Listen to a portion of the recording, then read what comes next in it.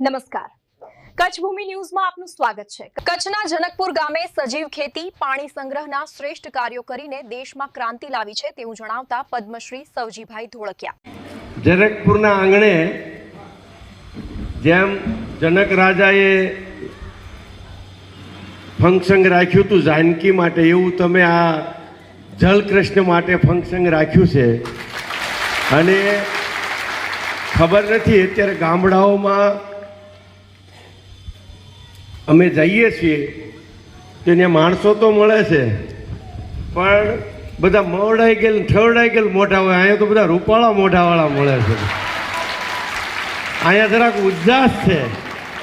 આ જનક રાજાની નગરી હોય એવું કાંઈક આમ દેખાય છે।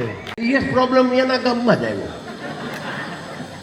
આ છે ને ઇન્ટેન્શન, તમે જ્યારે સારા ભાવથી ખવારો છો ને, બીજો છેલ્લો પોઈન્ટ રહી ગયો હતો જમવાનું। અમે જમવાની પહેલાં એની સ્ટોરી મોટી છે, પણ જમવાના ફાયદા જુઓ એને કે શેઠને એટલો બધો ખર્ચો પરવડતો હોય છે તો બીજો સલાહ દે, થોડુંક આપણે ધ્યાન રાખીએ ને તો બધો ખર્ચો નીકળી જાય।